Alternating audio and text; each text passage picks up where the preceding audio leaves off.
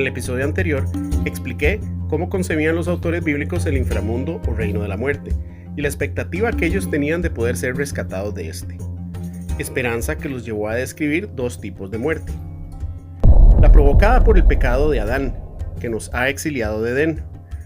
Al no tener acceso al árbol de vida, la humanidad ha quedado sujeta a la primera muerte.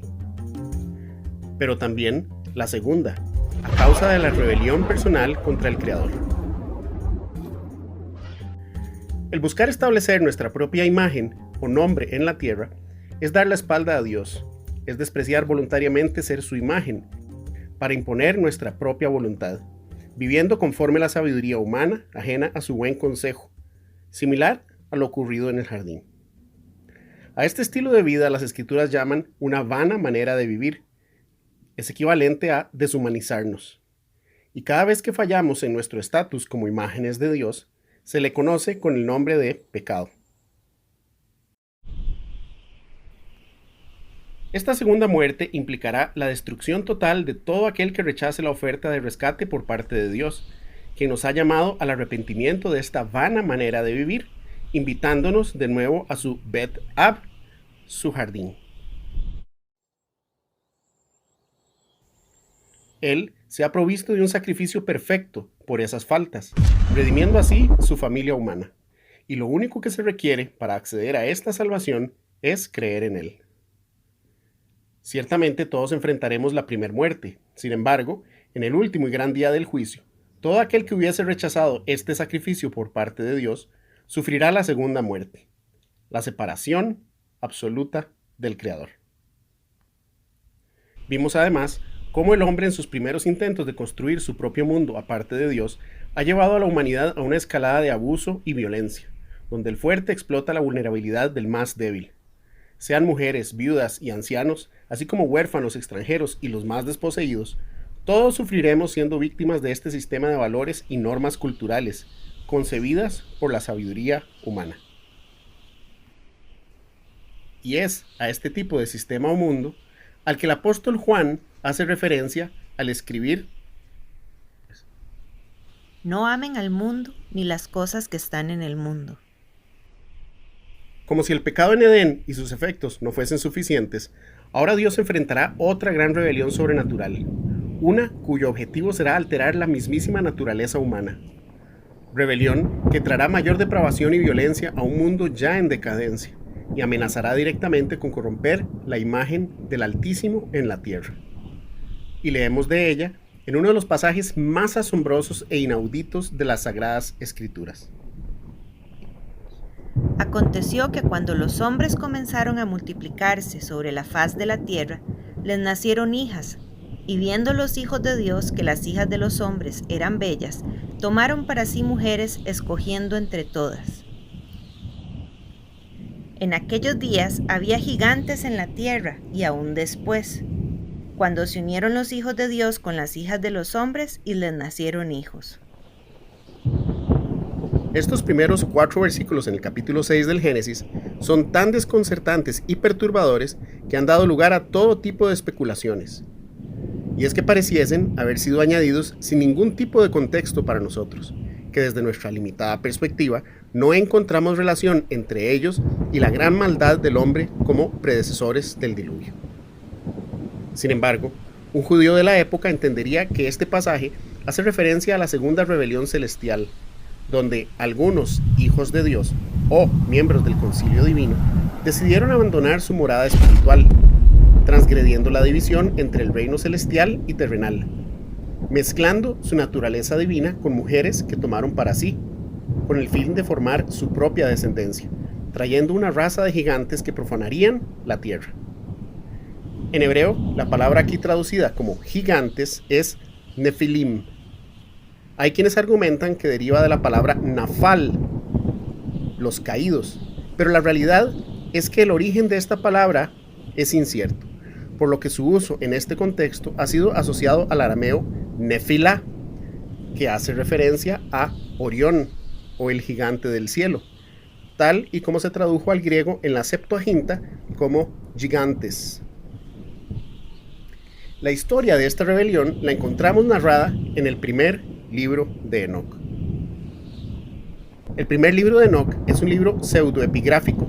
Esto significa que Enoc no fue su autor, sino que alguien más se adjudica su nombre como recurso útil para una mayor atención o difusión entre su audiencia, siendo que el libro trata de él y este además era ampliamente venerado por haber sido traspuesto a la presencia de Dios. Esta era una práctica común y de amplio conocimiento en la época. Se cree que fue escrito durante el periodo intertestamental, específicamente entre el segundo y primer siglo antes de Cristo. Y aunque es un libro apócrifo o considerado como no inspirado, esto no disminuye su valor histórico como fuente de información útil para comprender no solo la historia, sino la idiosincrasia de la época. Este libro era ampliamente conocido y estudiado por el judaísmo del Segundo Templo. Incluso la estricta secta de los esenios en Qumran lo consideraba parte de su canon bíblico, así como hasta el día de hoy lo hace la iglesia copta egipcia. Pero más importante aún para nosotros, es que ciertamente era conocido entre los apóstoles, donde Pedro y Judas aluden a él en sus cartas, al escribir: Porque si Dios no perdonó a los ángeles que pecaron, sino que arrojándolos al infierno los entregó a prisiones de oscuridad para ser reservados al juicio, y si no perdonó al mundo antiguo, sino que guardó a Noé. Y a los ángeles que no guardaron su dignidad, sino que abandonaron su propia morada, los ha guardado bajo oscuridad, en prisiones eternas, para el juicio del gran día. Esto no solo evidencia el valor que los judíos de la época daban a dicho libro, sino también de cómo los mismos apóstoles lo usaron como referencia útil para construir su matriz de ideas, y a la vez nos ayuda a comprender mejor su forma de ver e interpretar el mundo. Génesis 6 no menciona el castigo a los ángeles caídos, sin embargo, el libro de Enoc es específico al respecto, y de ahí que los apóstoles lo pudiesen citar. Para darnos una mejor idea, y asumiendo que la mayoría de ustedes viendo este video no han tenido la oportunidad de leer este libro, nos tomaremos un momento para leer los párrafos más significativos de la historia, cosa que no nos tomará mucho tiempo, pero será de inmensa ayuda para entender el contexto de tan misteriosos pasajes. Así sucedió que cuando en aquellos días se multiplicaron los hijos de los hombres, les nacieron hijas hermosas y bonitas, y los vigilantes, hijos del cielo, las vieron y las desearon, y se dijeron unos a otros: vayamos y escojamos mujeres de entre las hijas de los hombres, y engendremos hijos. Entonces Shemiasa, que era su jefe, les dijo: temo que no queráis cumplir con esta acción, y sea yo el único responsable de un gran pecado. Pero ellos le respondieron: hagamos todos un juramento y comprometámonos todos bajo un anatema a no retroceder en este proyecto hasta ejecutarlo realmente. Entonces todos juraron unidos y se comprometieron al respecto los unos con los otros bajo anatema. Y eran en total 200 los que descendieron sobre la cima del monte que llamaron Hermón, porque sobre él habían jurado y se habían comprometido mutuamente bajo anatema.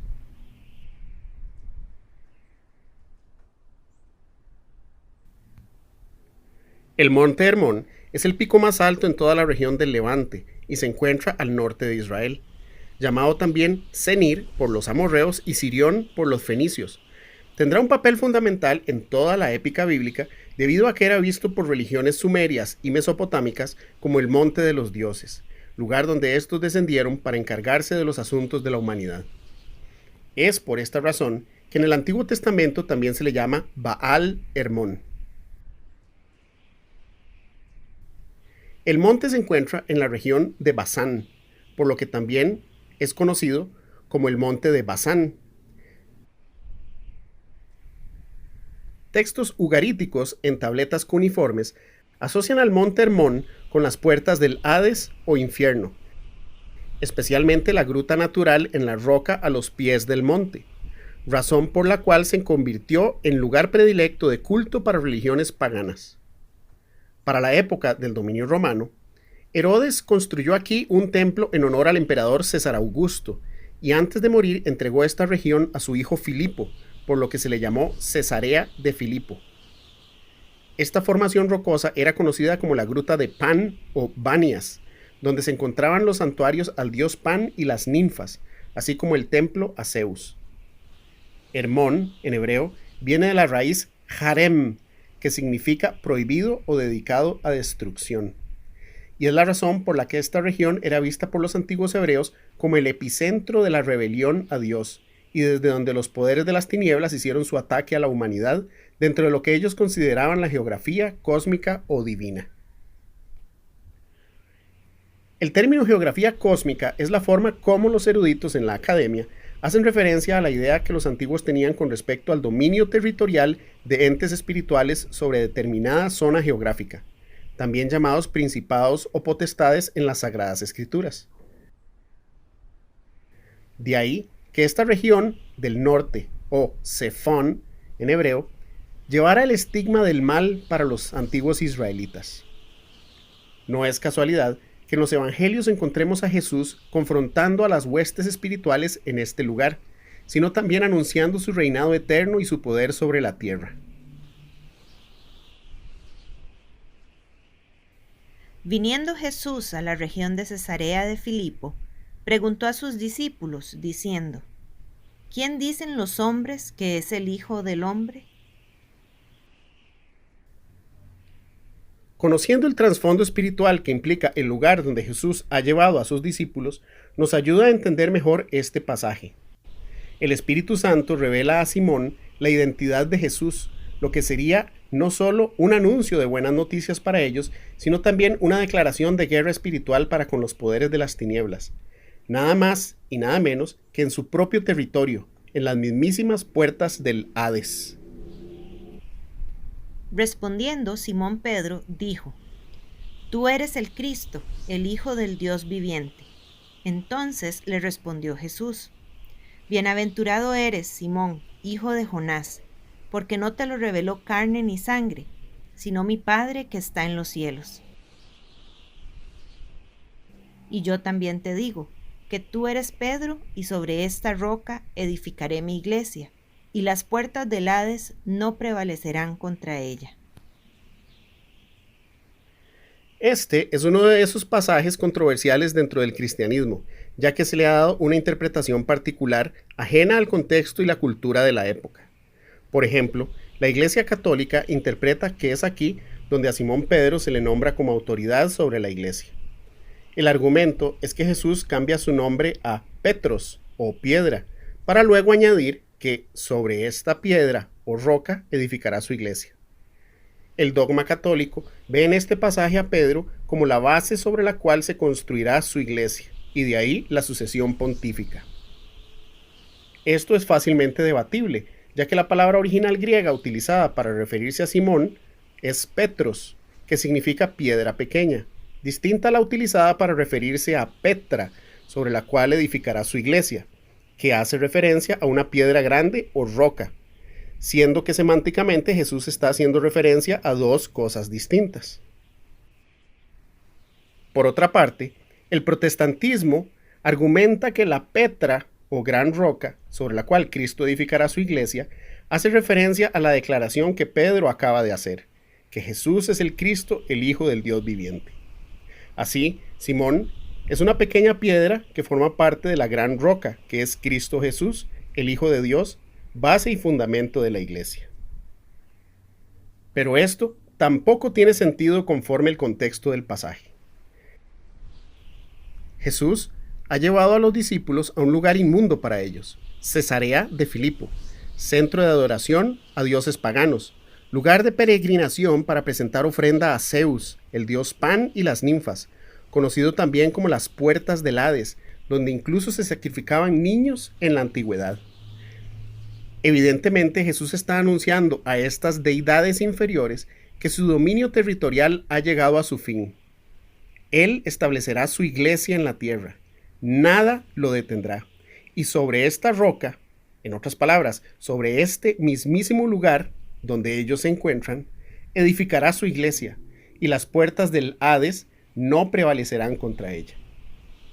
Pero el pasaje no queda ahí, ya que pocos versos más adelante, Jesús toma a 3 de sus discípulos y los lleva a un monte alto.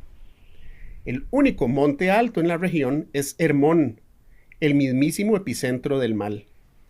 Es en este lugar donde Jesús se transfigura y una voz del cielo les anuncia: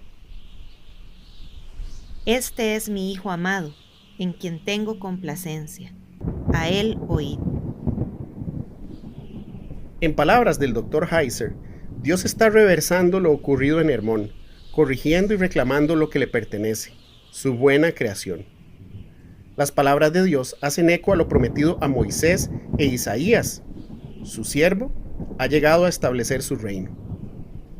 El Mesías ha ido a territorio enemigo a confrontar el poder de las tinieblas. Esto provocaría que las huestes espirituales de maldad buscasen la forma de deshacerse de él. Y efectivamente, Cristo es crucificado una semana después. Por eso, leemos que Desde entonces comenzó Jesús a declarar a sus discípulos que le era necesario ir a Jerusalén y ser muerto y resucitar al tercer día. Jesús sabía que este desafío provocaría su propia muerte, y este era el plan original, el misterio de la salvación. Desde antes de la fundación del mundo, la sabiduría de Jehová conocía lo que implicaba tener una familia humana y lo necesario para conservarla. El sacrificio que el mismísimo Dios hecho hombre tendría que hacer por su amada creación. Por lo que el apóstol Pablo escribe: Sabiduría no de este siglo, ni de los príncipes de este siglo, que perecen. Mas hablamos sabiduría de Dios en misterio, la sabiduría oculta, la cual Dios predestinó antes de los siglos para nuestra gloria, la que ninguno de los príncipes de este siglo conoció, porque si la hubieran conocido, nunca habrían crucificado al Señor de gloria. La razón por la cual dicho sacrificio está velado u oculto en las Escrituras es precisamente para evitar que los principados se enterasen de él. Hoy, una vez revelado y cumplido, nos es más sencillo ver en retrospectiva cómo Dios en su palabra hace referencias implícitas al respecto, pero nunca de forma explícita. En el próximo episodio explicaré a mayor detalle el tema de la geografía cósmica y la guerra espiritual, el conflicto entre el Altísimo y los príncipes de este siglo. Pero por el momento continuemos con nuestro episodio. Regresando al texto de Enoc, una vez que estos vigilantes o ángeles caídos hacen juramento en Hermón, tomaron para sí mujeres y cada uno escogió entre todas y comenzaron a mezclarse y a contaminarse con ellas, a enseñarles la brujería, la magia y el corte de raíces y a enseñarles sobre las plantas. Quedaron embarazadas de ellos y engendraron gigantes. Y Asael enseñó a los hombres a fabricar espadas de hierro y corazas de cobre, y les mostró cómo se extrae y se trabaja el oro hasta dejarlo listo, y en lo que respecta a la plata, a repujarla para brazaletes y otros adornos. A las mujeres les enseñó sobre el antimonio, el maquillaje de los ojos, las piedras preciosas y las tinturas. Y para evitar malentendidos, es importante señalar aquí que tanto la herrería como el maquillaje o joyería evidentemente no son malos en sí mismos, sino el uso que les demos. En este contexto, la metalurgia hace referencia a la fabricación de armas para destruirse. Así, de igual forma, el contexto del maquillaje hace referencia al arte de la seducción. Todas ellas, cosas que llevarán a la humanidad a hundirse aún más en una espiral de violencia y lujuria. Pero continuando con el verso 2. Entonces creció mucho la impiedad, y ellos tomaron los caminos equivocados, y llegaron a corromperse en todas las formas. Shemiasa enseñó encantamientos y a cortar raíces, Hermoni a romper hechizos, brujería, magia y habilidades afines, Baraquel los signos de los rayos, Cocabel los presagios de las estrellas, Sekhel los de los relámpagos, él enseñó los significados. Artakov enseñó las señales de la tierra, Shamsiel los presagios del sol, y Sahariel los de la luna, y todos comenzaron a revelar secretos a sus esposas. Estos entes espirituales en rebelión llevan conocimiento prohibido al hombre con el fin de destruirlo para llenar la tierra con su propia progenie. Y a partir del verso 4 leemos cómo 4 ángeles fieles a Jehová ven lo que está ocurriendo en la tierra. Como parte de los hombres estaban siendo aniquilados, su grito subía hasta el cielo. Entonces Miguel, Sariel, Rafael y Gabriel observaron la tierra desde el santuario de los cielos y vieron mucha sangre derramada sobre la tierra y estaba toda llena de la injusticia y de la violencia que se cometía sobre ella. Considerando esto, los 4 fueron y se dijeron: el grito y el lamento por la destrucción de los hijos de la tierra sube hasta las puertas del cielo. Los hombres en la tierra apelan a estos 4 ángeles para llevar su causa delante del Altísimo, y estos así lo hacen, diciéndole a Dios: mira que las almas de los que han muerto gritan y se lamentan hasta las puertas del cielo, y su gemido ha subido y no puede cesar debido a la injusticia que se comete en la tierra. Y la respuesta que Dios les da nos sonará muy familiar. Entonces el Altísimo, grande y santo, habló y envió a Sariel al hijo de Lamec, y le dijo: ve hacia Noé y dile en mi nombre, escóndete y revélale la consumación que viene, pues la tierra entera va a perecer. Un diluvio está por venir sobre toda la tierra y todo lo que se encuentre sobre ella perecerá.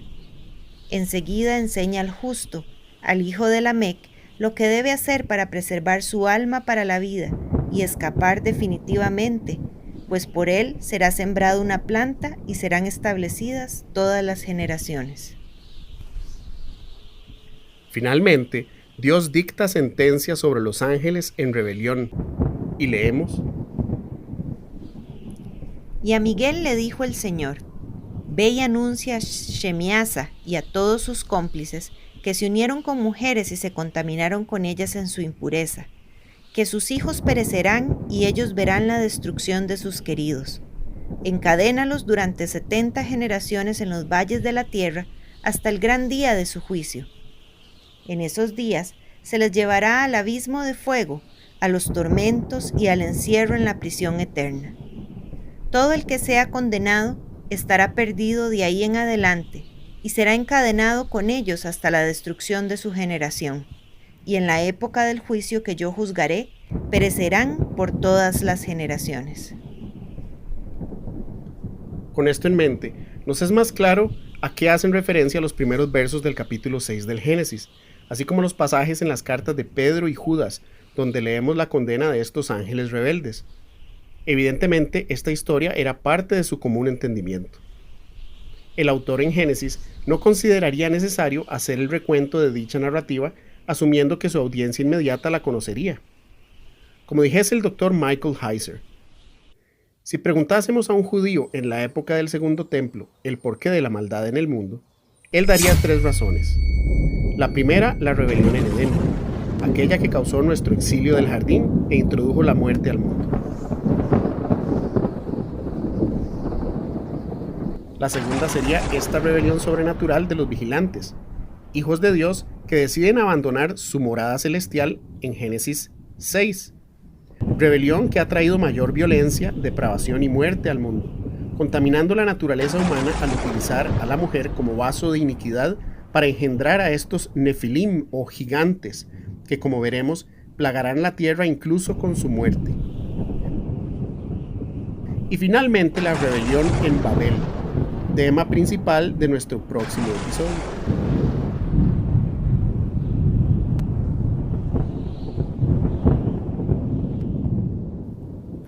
La doctora Annette Yoshiko Reed, experta en literatura del Segundo Templo, en su libro Fallen Angels and the History of Judaism and Christianity, escribe: la narrativa en el libro de Enoch presenta la historia completa a la que responde Génesis 6, donde esta mezcla prohibida en los gigantes es una transgresión de categorías que traerá terribles resultados, ya que después de su muerte física, espíritus demoníacos saldrán de sus cuerpos para plagar la humanidad.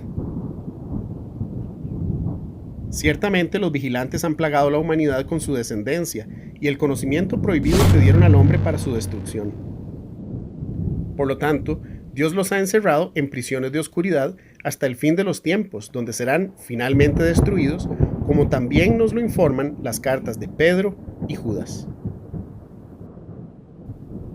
Textos extrabíblicos como el libro de Enoc, el libro de los gigantes y otros escritos de la época del Segundo Templo se refieren a esta mezcla prohibida entre seres divinos y humanos como espíritus malignos o inmundos.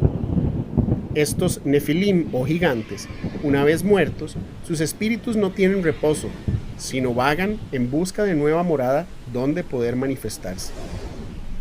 Los hebreos llaman a estos espíritus shedim, que proviene del verbo shud y significa destructor, devastador o ruin. En griego se traduce como daemonion y en español demonios. El libro de Enoc los describe de la siguiente manera. Y ahora, los gigantes que han nacido de los espíritus y de la carne serán llamados en la tierra espíritus malignos, y sobre la tierra estará su morada. Los espíritus malignos proceden de sus cuerpos, porque han nacido de humanos y de los santos vigilantes en su comienzo y origen primordial. Estarán los espíritus malos sobre la tierra y serán llamados espíritus malignos. Y los espíritus de los gigantes, de los nefilim, que afligen, oprimen, invaden, combaten y destruyen sobre la tierra y causan penalidades, ellos, aunque no comen, tienen hambre y sed y causan daños. Estos espíritus se levantarán contra los hijos de los hombres y contra las mujeres, porque de ellos proceden. Así las cosas, los demonios no son ángeles caídos como muchos creen, sino espíritus malignos de los nefilim o gigantes ya muertos. Gracias al trabajo que historiadores, arqueólogos y eruditos en religiones semíticas han realizado, hoy podemos confiadamente aseverar que el libro de Enoc fue escrito en respuesta a la narrativa babilónica de los Apkallu o Abgal, que a su vez son el contexto original al que hacen alusión los primeros versos en Génesis 6. El mejor trabajo académico al respecto es el publicado por el Dr. Amar Anus en 2010. Tanto el link para leer su artículo completo como otros recursos con respecto al tema los podrá encontrar en la descripción de este video. Escritos cuneiformes en la antigua Mesopotamia no solo narran la historia de un gran diluvio, sino que además describe a estos Apkallu como seres divinos, guías y consejeros de sus reyes. Su mitología los presenta como los 7 espíritus o dioses creados por Ea o Enki, antiguo dios sumerio en las profundidades del inframundo. Los babilonios los consideraban sus héroes culturales, en otras palabras, los grandes civilizadores. Ellos eran vistos como responsables de haber ayudado con su sabiduría y conocimiento a construir la Gran Babilonia, tanto en la época antediluviana como postdiluviana. Incluso luego del Gran Diluvio, dichos escritos describen a uno de sus héroes como 2/3 partes Apkallu o divino y 1/3 parte humano, descripción que concuerda con Gilgamesh, rey de Uruk, conocido por su desenfrenada lujuria, a quien también describen como un gigante. Su poema es considerado la épica escrita más antigua que la humanidad conoce.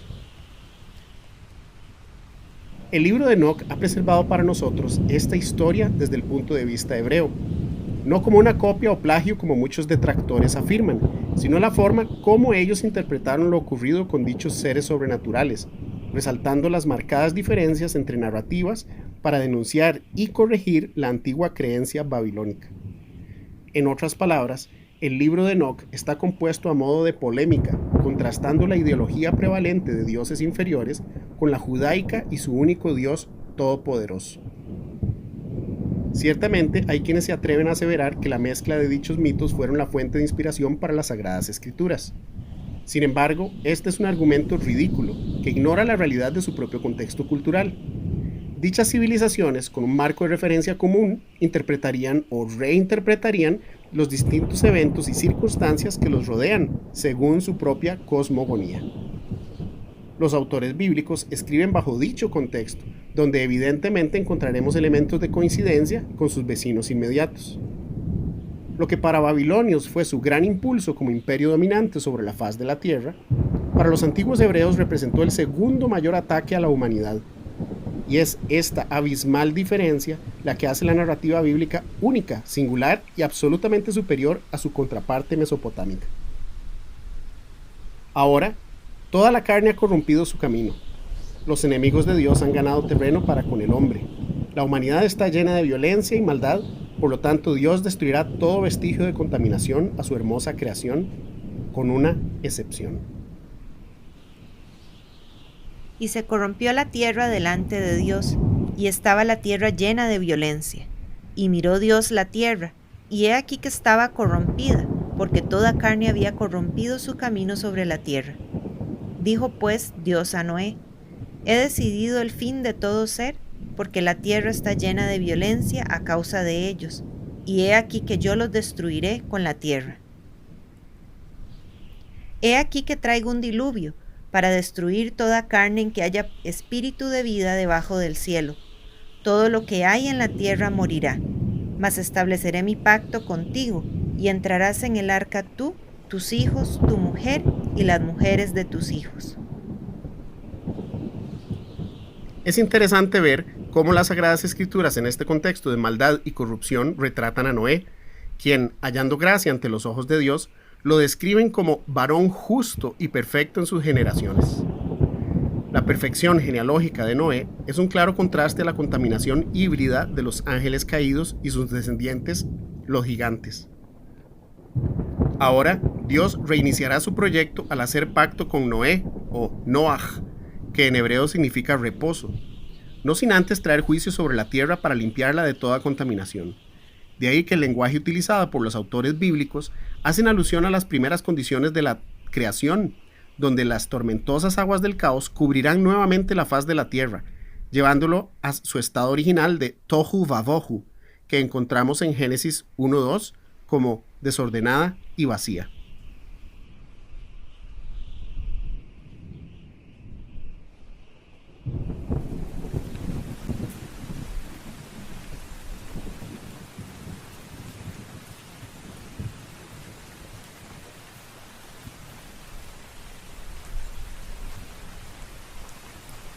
Fueron rotas todas las fuentes del gran abismo, y las cataratas de los cielos fueron abiertas. Y fue el diluvio 40 días sobre la tierra, y las aguas crecieron, y alzaron el arca y se elevó sobre la tierra. Todo lo que tenía aliento de espíritu de vida en sus narices, todo lo que había en la tierra, murió.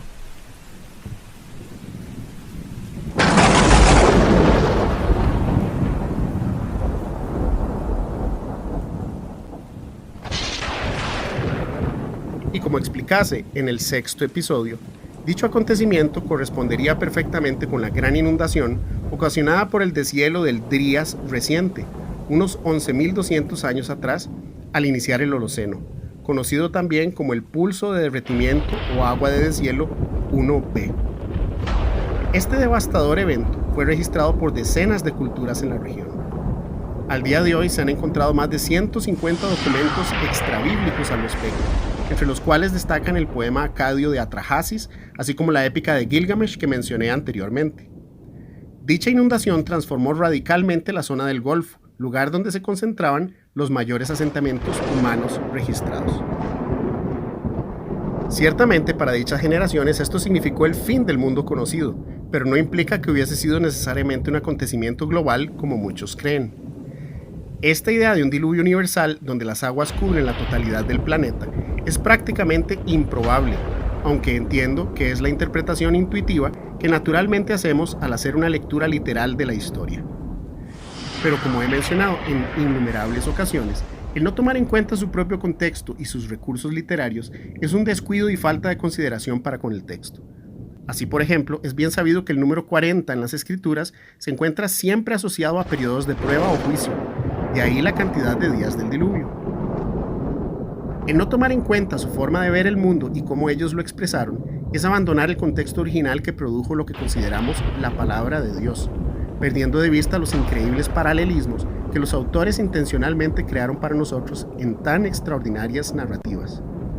Por lo tanto, y como he venido insistiendo en toda la serie, debemos esforzarnos por descubrir la riqueza que nos ha sido heredada en los textos sagrados, evitando juzgarlos con mentes modernas.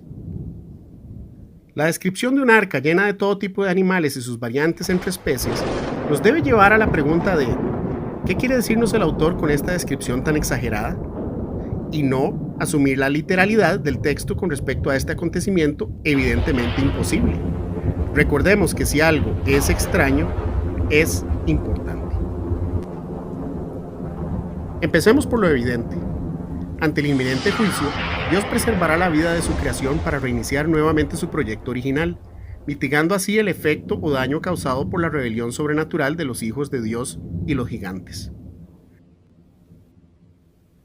La narrativa está construida literalmente a modo de poema épico, lo que implica que su contenido y énfasis, como he venido insistiendo, es de entendimiento teológico, no literal. Por ejemplo, menciona animales limpios como no limpios, lo que evidencia dicho tratamiento teológico al hacer la diferenciación de pureza ritual inexistente en la época de Noé. Dicha diferenciación de la ley levítica sería absolutamente desconocida para él. Y son precisamente este tipo de anacronismos los que dan luz con respecto al énfasis que el narrador da a la historia, como veremos a continuación. Al respecto, el doctor Michael Morales, en su libro, dice: aunque representaciones populares del arca regularmente nos hacen creer que es un bote, el navío, sin velas, sin timón, remos, etc., no es un bote, así como Noé tampoco es capitán a cargo de su destino. De hecho, que el arca estuviese completamente guiada bajo la soberanía de Dios pareciese ser el énfasis fundamental de la narrativa. Las instrucciones para construir el arca en Génesis 6 del 13 al 17 toma 3 veces más que el diluvio en sí, demostrando el énfasis del arca como medio de salvación para librarlos del juicio.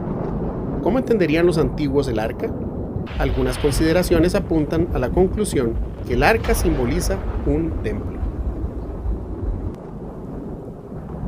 Así las cosas, el autor del Génesis intencionalmente quiere llevar al lector a aquel lugar seguro donde el hombre y la bestia convivían en armonía en presencia de Dios, el huerto, en Edén, lugar que prefiguraría todo templo. Consideremos cuidadosamente las palabras utilizadas en el texto. Hazte un arca de madera de gofer, y la calafatearás con brea por dentro y por fuera, y de esta manera la harás, de 300 codos de longitud, 50 codos su anchura, y 30 codos su altura. Una ventana harás al arca, y la acabarás a 1 codo de elevación por la parte superior. Y pondrás la puerta del arca a su lado, y le harás piso inferior, medio y superior. Evidentemente, esta limitada información no describe un navío, sino una gran caja rectangular de 3 niveles, con una ventana por encima y una puerta. Elementos que jugarán un papel importantísimo en el tratamiento teológico. Iniciemos con la palabra arca, que corresponde al hebreo tebá. Esta es una palabra egipcia adoptada al hebreo y hace referencia a una caja. Su significado puede ser cofre, santuario, arca o ataúd. Y precisamente así la describen las escrituras, una caja rectangular, no un bote. Pero ¿por qué utilizar esta descripción egipcia? El erudito y académico judío Abraham Yahudá, habiéndose especializado en todas las palabras de origen egipcio que se encuentran en el Pentateuco, escribe: aunque la palabra tebá es aplicada al navío en la historia del diluvio, su significado real es de un cofre, santuario o ataúd. Dicho cofre generalmente tenía forma de santuario divino y servía como lugar para colocar las imágenes de los dioses en sus respectivos templos. Entre los muchos santuarios que aún se conservan, unos son de piedra mientras que otros de pura madera. Los más sencillos tenían forma de cofre alargado con una pequeña puerta en su porción superior para albergar las estatuillas de los dioses aproximadamente del tamaño de un niño. Dichos cofres o arcas se encontraban en todos los templos egipcios, desde los más antiguos hasta los más recientes. En ciertas festividades, así como en grandes victorias, eran solemnemente transportados en procesión, navegando por el Nilo desde el templo de un pueblo al otro. Así, estos cofres se consideraban los vehículos para el dios Sol, Re, Osiris y otros dioses. Así las cosas, la descripción del arca hace alusión a los cofres a modo de santuario, utilizado por los egipcios para transportar los figurines o imágenes de sus dioses. Pero en el caso de la historia bíblica, es el mismísimo Jehová, Dios de Israel, quien coloca a su imagen en el arca.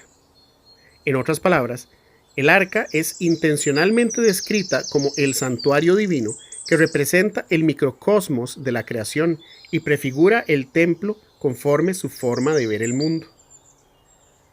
Para entender mejor esta idea, repasemos cómo ellos entendían los niveles de intimidad con Dios. Como expliqué en episodios anteriores, los antiguos dividían el cosmos en 3 niveles: el cielo, la tierra y debajo de la tierra, o el inframundo.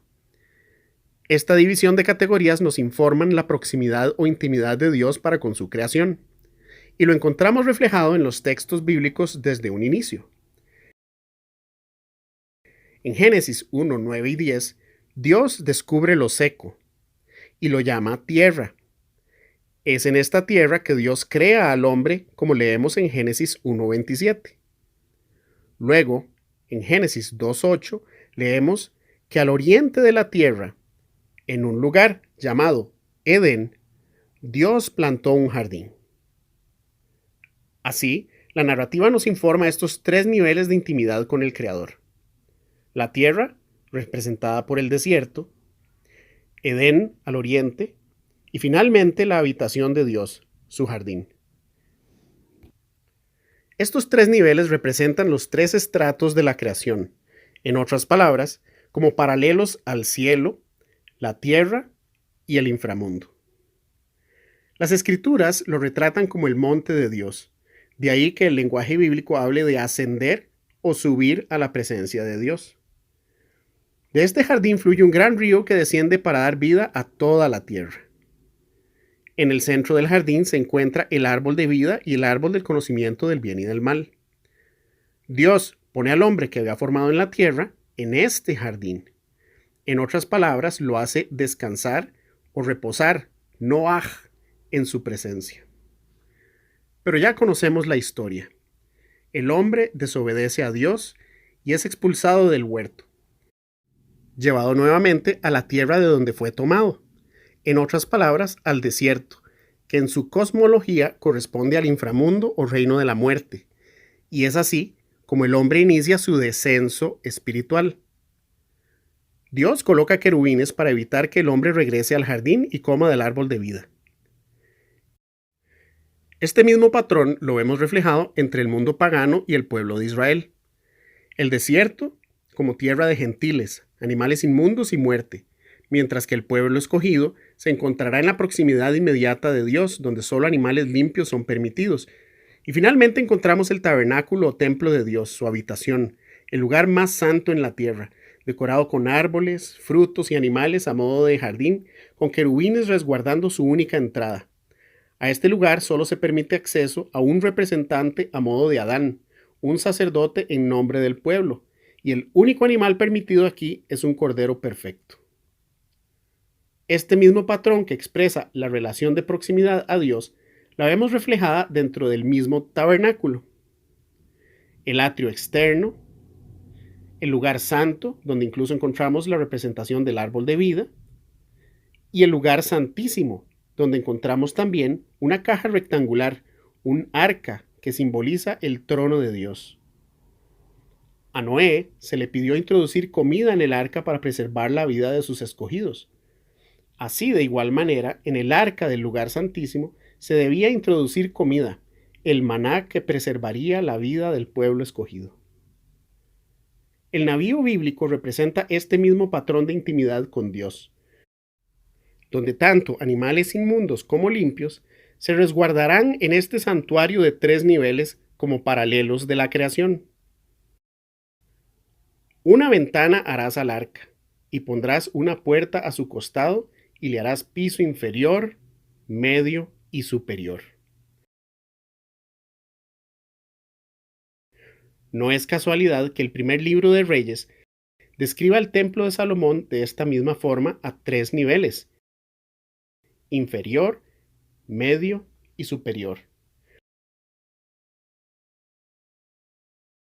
con una puerta en su costado. Y es que la puerta es fundamental para entrar en este lugar de salvación. Leamos lo que concluye el Dr. Morales al respecto. El arca cumple la función de un cosmos sustituto, como refugio de la destrucción del orden mundial. Una vez que este minimundo ha sido terminado para albergar habitantes, se llenará de seres vivientes, animales salvajes, domésticos, rastreros, pájaros y seres humanos, de manera tal que es una creación en miniatura. El arca de Noé, con sus 3 niveles, simboliza un templo, constituyendo así un microcosmos del cielo y la tierra con sus propios animales para reiniciar. Ahora bien, una vez que hemos entendido que la narrativa no es un recuento literal de lo ocurrido, sino una descripción cargada de lenguaje simbólico, exploremos lo que en realidad debió ocurrir, siendo que el diluvio fue un acontecimiento histórico real. El rescate o salvación de los animales o bestias muy probablemente incluiría básicamente los animales domésticos en posesión de Noé y quizás algunas pocas especies endémicas.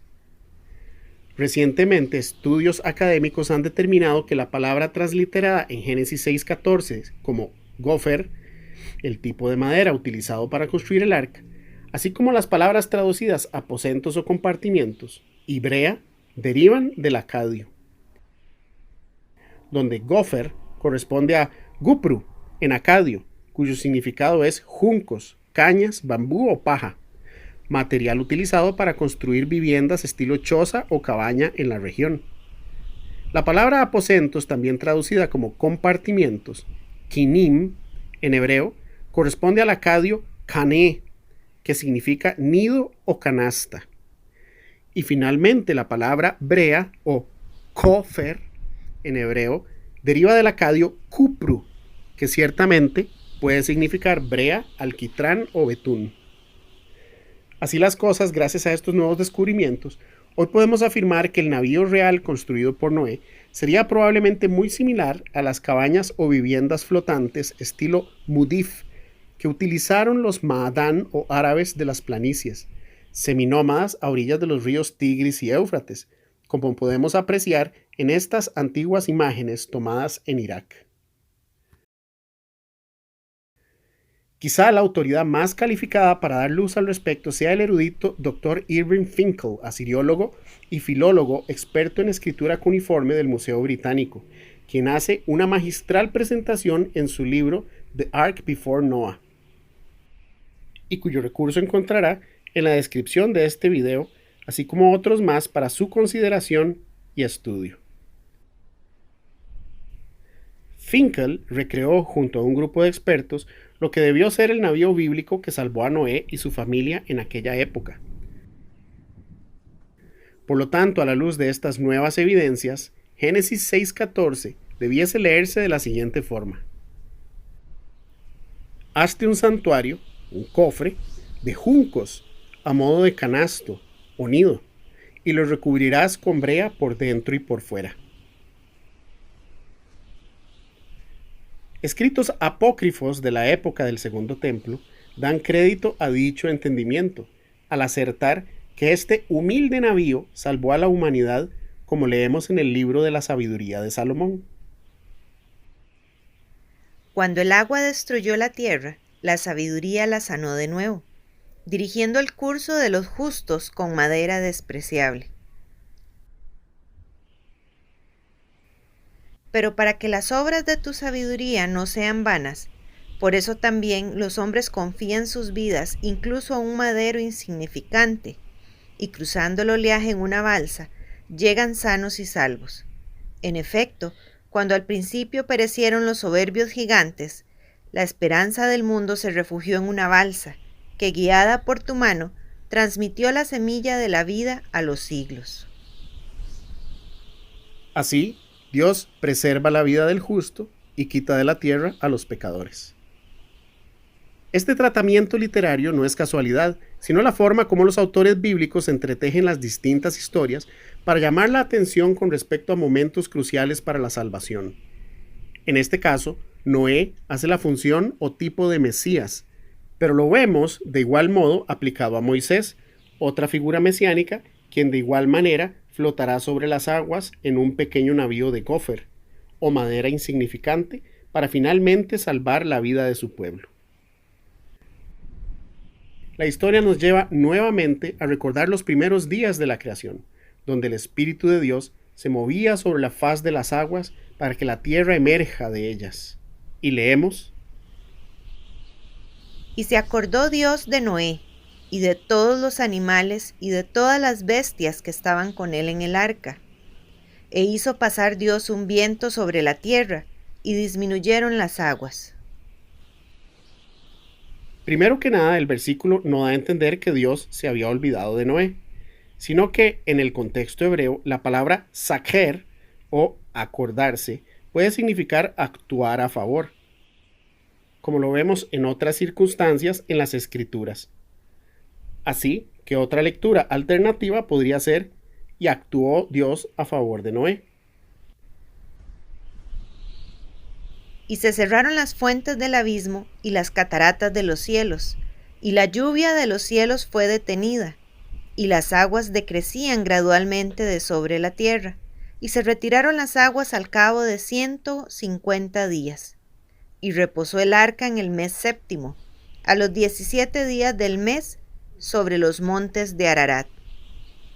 Otro malentendido es asumir que el arca reposó en el monte Ararat, lo cual es incorrecto.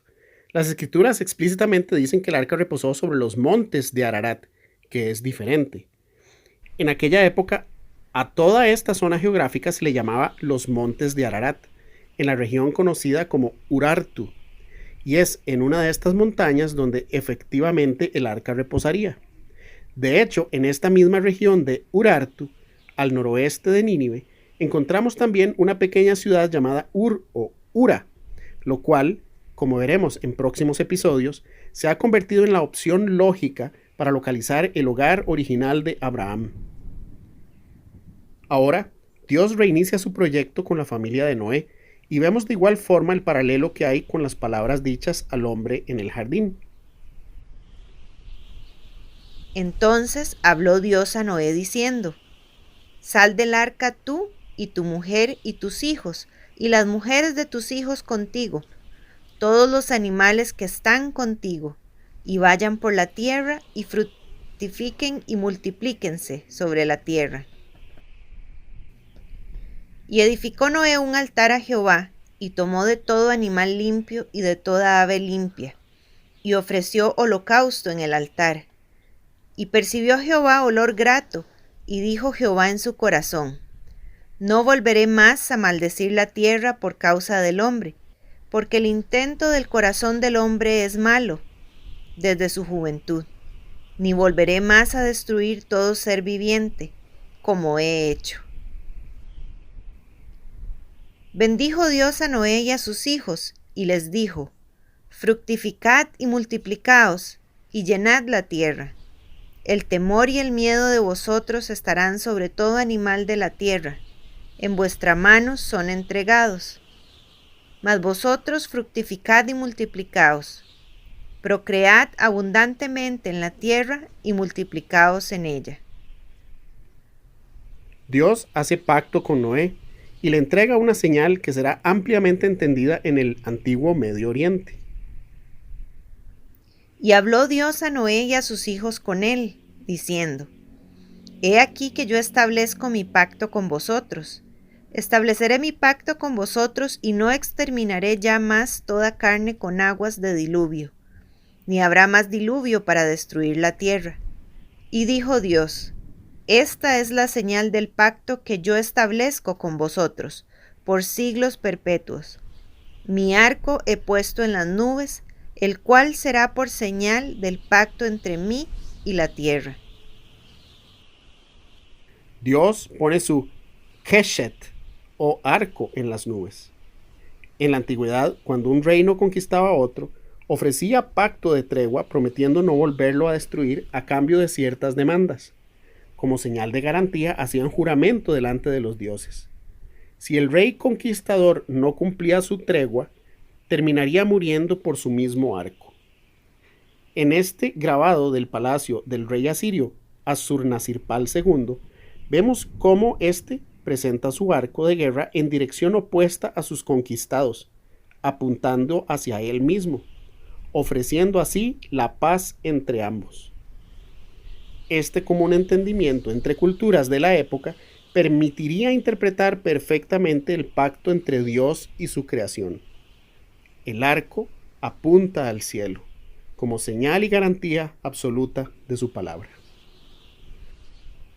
Pero el nefasto legado y conocimiento prohibido de los hijos de Dios en rebelión continuará provocando rebeldía en el corazón del hombre. En nuestro próximo episodio veremos la tercera y última rebelión. Además, veremos cómo los gigantes reaparecen para boicotear el proyecto de Dios y su plan de rescate a la humanidad, evitando al máximo el restablecimiento de su morada en la tierra, en lo que conocemos como guerra espiritual. Hasta entonces, que la paz de Dios, que sobrepasa todo entendimiento, guarde sus corazones y pensamientos en Cristo Jesús, Señor nuestro.